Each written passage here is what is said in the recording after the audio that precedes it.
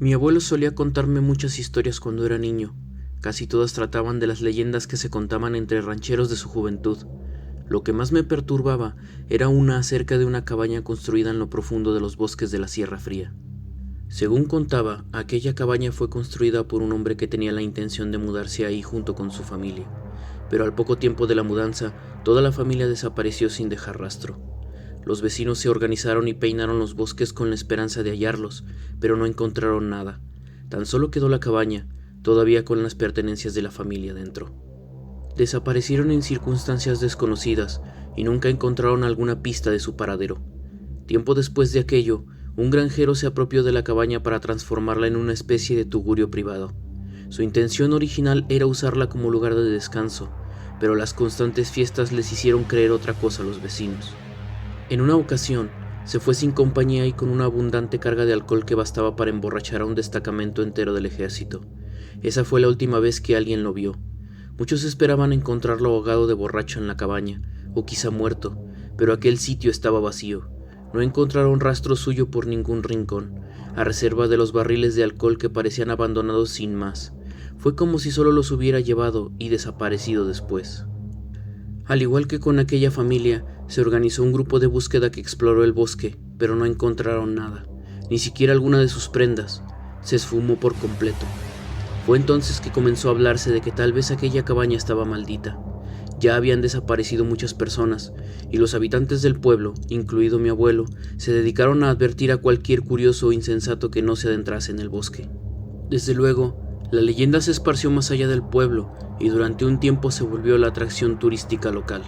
Resultó difícil, pero el furor por aquella historia se fue apagando poco a poco hasta nuestros días. Mi abuelo estuvo encantado de contarnos la historia a mí y a mis dos amigos, Carlos y Sebastián. Los tres nos encontrábamos allí aquel verano para ayudar con varias tareas en la casa y la siembra, con la promesa de que nos prestase el amplio patio que había detrás para hacer una fiesta. El lugar nos pareció perfecto. Las condiciones, si bien se escuchaban demandantes, eran justas. Incluso mi abuelo aseguró que nos regalaría 2 botellas de su reserva especial de vino si acabábamos con todo el trabajo. Nosotros, ansiosos de fiesta, aceptamos de buena manera. Durante los primeros días fue muy pesado. Nuestras jornadas comenzaban antes del amanecer y terminaban después de ocultado el sol. Aprendí muchas cosas, pero acabé con los brazos, las piernas y la espalda doloridos. Lo que sí se volvió un hábito entre los tres fue hablar acerca de las leyendas del bosque. Sebastián parecía muy interesado en ir a buscar la cabaña, mientras que Carlos se limitaba a seguirle la corriente, pero sin llegar a estar del todo convencido. A mí me era indiferente. Había escuchado aquellas historias desde mi infancia y la verdad era que, conforme crecía, poco a poco perdieron atractivo. Cierto es que traté de explorar el bosque tratando de encontrar aquel lugar, pero las cruzadas se acabaron cuando me harté de los castigos que me ganaba por desobediente. El entusiasmo de Sebastián se intensificó al acercarse el último día de nuestro acuerdo con mi abuelo. Para entonces, la siembra ya había terminado y ayudábamos en los últimos detalles de la casa. Mi amigo decía que quería algo de emoción, aun cuando faltaban pocos días para nuestra fiesta. Según él, quería encontrar la cabaña y comprobar si la leyenda era cierta. Estaba decidido. Carlos, por otro lado, rehuyó de la idea como quien trata de ignorar una broma de mal gusto, pero dado que Sebastián no dejaba de insistir, empezó a negarse en serio. No le apetecía entrar en el bosque, por mucho que Sebastián le llamase gallina. Incluso hasta me pidió ayuda para convencerlo. Yo tampoco me hallaba muy convencido. Por una parte, el temor que mi abuelo me infundió de pequeño me orillaba a negarme, pero por otra parte, quería enfrentarme a ese miedo infantil y olvidarlo para siempre. Aquella era la oportunidad perfecta. Ya fuera por esto o por mera estupidez, me puse del lado de Sebastián y entre los dos convencimos a Carlos. Tuvimos que ejercer presión una segunda vez cuando Sebastián mencionó que lo haríamos durante la noche, esto para evitar encontrarnos con alguien. Carlos cedió luego de exigir que llevásemos linternas de alta potencia y algo como un GPS que pudiera guiarnos de vuelta si nos perdíamos. Teníamos nuestros celulares y mi abuelo guardaba algunas linternas en el cobertizo de la casa que podríamos usar. Así pues, esperamos a que cayera la noche. Incluso fingimos marcharnos a dormir para engañar a mis abuelos. Cuando la casa quedó a oscuras por completo, salimos furtivamente hasta el cobertizo. Cada uno de nosotros tomó una linterna y baterías suficientes para mantenerlas funcionando toda la noche. Luego emprendimos el camino hacia el bosque, con el cuidado de que nadie nos viera. Cruzamos los sembradíos y en cuanto dejamos atrás los primeros árboles, encendimos las linternas. Conforme nos alejábamos de la comunidad, la oscuridad a nuestro alrededor se profundizó. El silencio al principio nos pareció cómodo, pero al cabo de un tiempo se volvió inquietante. No había ningún sonido, ni siquiera el de algún grillo o lechuza a lo lejos. Era una sensación de vacío total, salvo por los crujidos de nuestros propios pasos. De alguna forma, yo acabé encabezando la macabra expedición, aun cuando no tenía idea de cuál era nuestro rumbo. Solo sabía que la famosa cabaña estaba en ruinas. Bien podíamos estar dando vueltas en círculos y no lo habíamos notado. Tras un largo rato andando, Sebastián empezó a quejarse. Nos detuvimos un momento para descansar y tratar de trazar un curso. Llevábamos más o menos una hora de búsqueda. Carlos sugirió que regresáramos. Según su teoría, la cabaña se había deshecho por completo y ahora era imposible dar con ella. Sebastián estuvo en desacuerdo con él. Quería seguir buscando. Carecíamos de los recursos necesarios para una expedición extensa, sin mencionar el riesgo de encontrarnos con algún animal salvaje. Sebastián no quiso aceptar estos argumentos. Más por berrinche que verdadera determinación, Sebastián anunció que continuaría solo y se alejó de nosotros. Carlos y yo lo seguimos, tratando de convencerlo de que regresara. Harto de escucharnos, se detuvo y se giró hacia nosotros. Estuvo a punto de decir algo cuando escuchamos que una rama se rompía. Apuntamos nuestras linternas en todas direcciones, pero no vimos nada extraño, solo árboles y penumbras. De pronto, escuché un aullido a lo lejos. Era agudo, probablemente se tratara de un coyote. Sebastián cambió de opinión. No valía la pena tratar de encontrar las ruinas de una cabaña en aquellas condiciones. Así pues, emprendimos el camino de vuelta a la comunidad. No pasó mucho tiempo cuando oímos un segundo aullido, esta vez más cerca.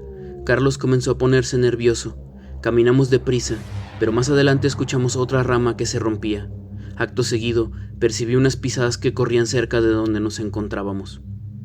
Entonces Carlos vio unos ojos brillantes que nos observaban por entre los árboles, más adelante. Apunté mi linterna hacia allí y vi el rostro inconfundible de un coyote. Carlos gritó y echó a correr. Grave error. Sebastián y yo lo seguimos, mientras que el animal iba detrás. Nos perseguía. Los tres corrimos lo más rápido que pudimos, pero el coyote pronto nos rozó los talones sin ninguna dificultad. Hicimos un gran rodeo para perderlo, pero el animal se mantuvo cerca. En su desesperación, Carlos se separó y se dirigió hacia una zanja que alcanzó a vislumbrar.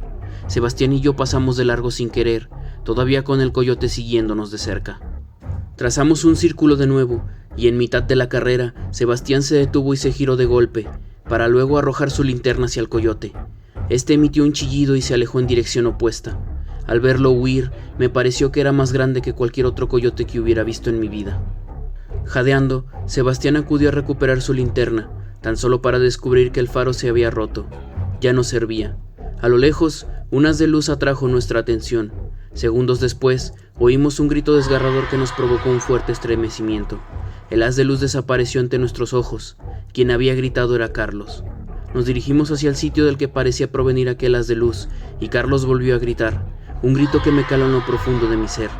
Parecía estar sufriendo. Nos apresuramos, siempre con mi linterna apuntando al frente. No obstante, nos detuvimos luego de un amplio tramo. A pesar de la distancia, no habíamos visto a Carlos por ningún lado. El haz había desaparecido y no sabíamos qué dirección tomar. Tal vez el coyote había alcanzado a nuestro amigo y... Sebastián me sacudió. Me dijo que lo llamáramos por teléfono. Ya le estaba reclamando cuando él sacó su celular y efectuó la llamada. Escuchamos una melodía peculiar a unos metros de donde estábamos. Sebastián cortó la llamada y la música cayó. Volvió a marcar y la tonada volvió a escucharse. Era el celular de Carlos. Pero, ¿por qué Carlos no respondía? Oímos un aullido. Nos apresuramos en dirección hacia la música, pero al acercarnos solo nos encontramos el celular de Carlos tirado en el piso.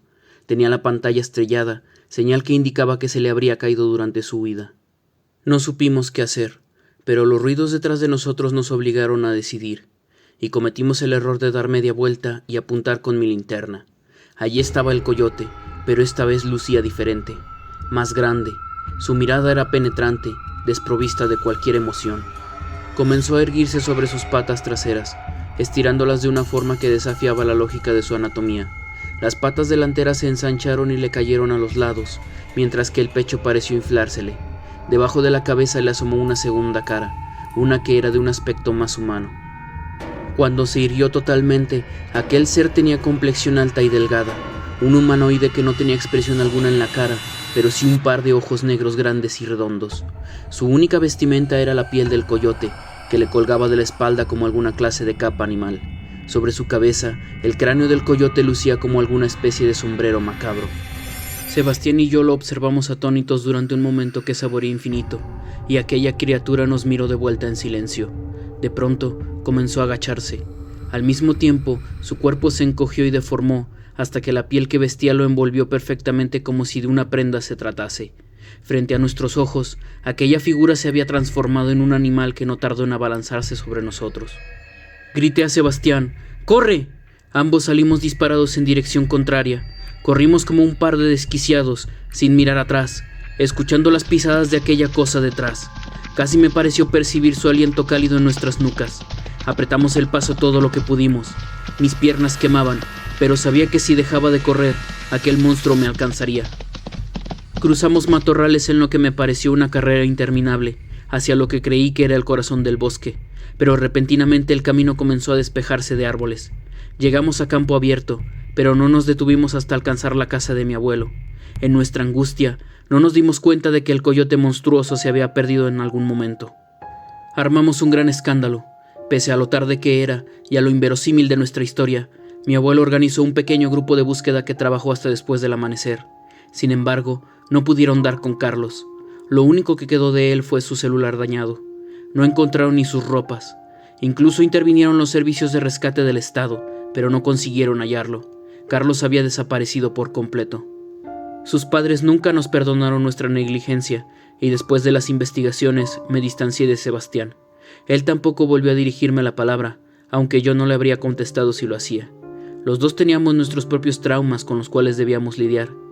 Tiempo después de lo ocurrido, hablé con mi abuelo al respecto. Él me escuchó atentamente, sin interrumpirme. Cuando terminé con mi relato, su único comentario fue: «Creo que tú y tus amigos se encontraron con un nahual. Tuviste suerte de escapar». Sentí un escalofrío al escucharlo, y decidí que era mejor no volver a hablar nunca de aquello. Lo que sí es un hecho es que, a día de hoy, se ha evitado construir algo en el bosque, y Carlos tampoco ha sido encontrado.